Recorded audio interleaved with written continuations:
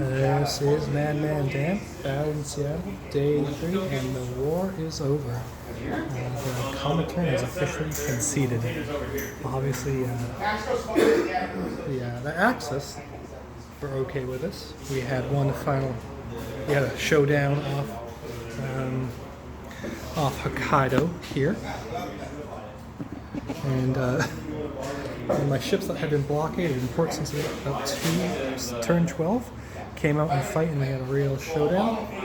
But my fleet was able to pull through, with most of my light ships dying, but still keeping practically all of my capital ships.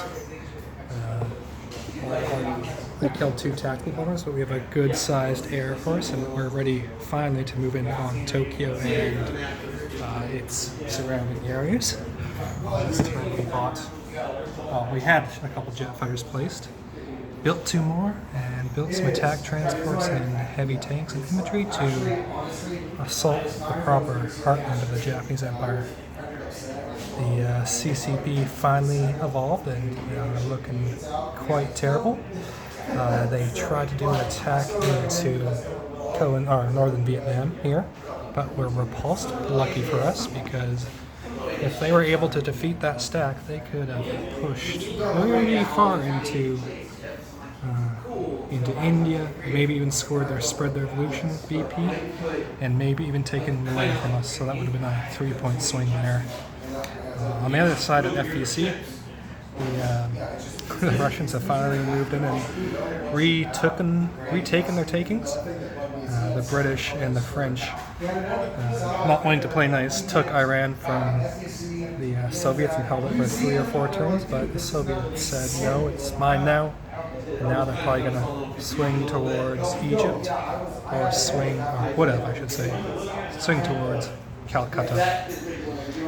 On the Eastern Front, there's a big Soviet force staring down Romania.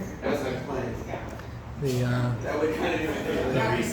German army here made a forlorn attack into Lebowski, taking out a small stack of infantry, but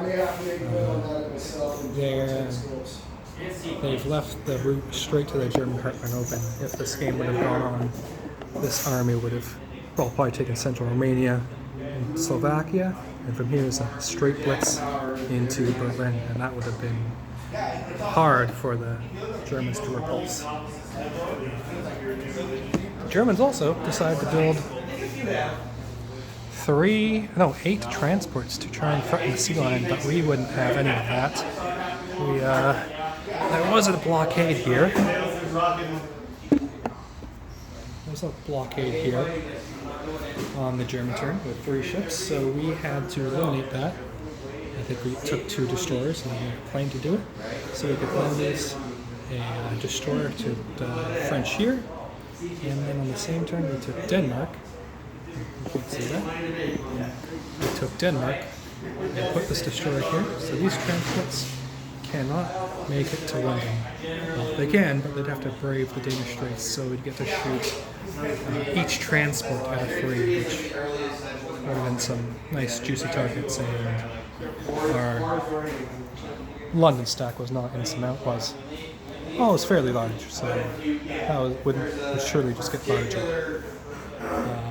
We did retake Paris. We got enough units into Normandy that he was forced to pull out.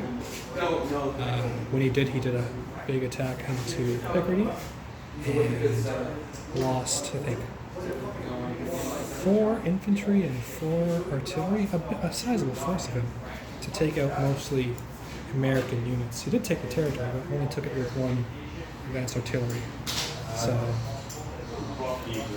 we Americans have to make that trade, because all those infantry just cost 2 apiece, and they were killing good German punching power. In Italy, the Americans had landed in the south of Italy and Sardinia, taking those points from the Italians. The Italian fleet is no more. They were pulled up in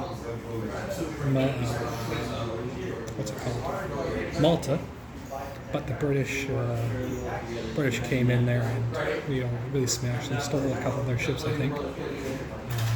Yeah, Britain with attack transports is really terrible.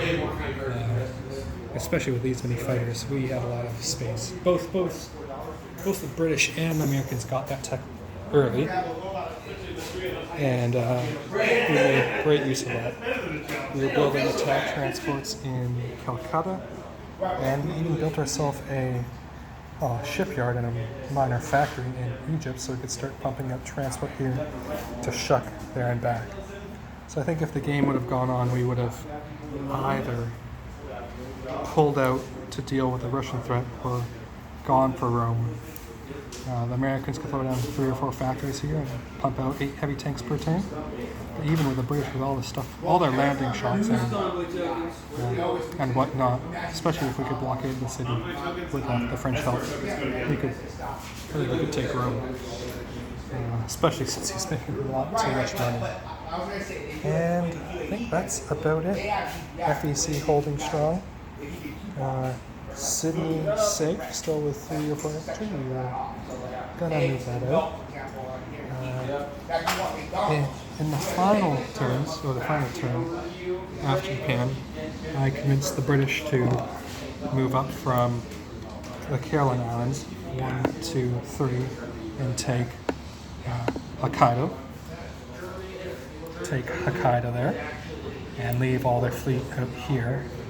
So on the American turn, we would have the option to take this battle here, but also come in from the season. So if things were going poorly, or if we just wanted to strafe the Japanese fleet and take away Kita Butai, we could retreat to P16. However, I rolled pretty above average, if I recall correctly. I think my 17-6s got 12 hits.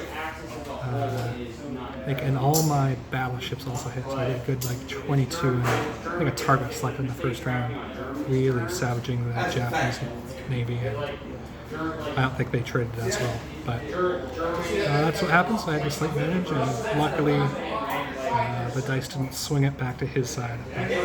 We were really happy we made that attack. It took us quite the time to build that up, but it paid off. Alright, this is the man right there, signing off. Hopefully I haven't missed anything. I hope you all enjoy these videos. I'm quickly try to take this time to get to relaxing. Alright, signing off. Bye. Therefore, I already know that.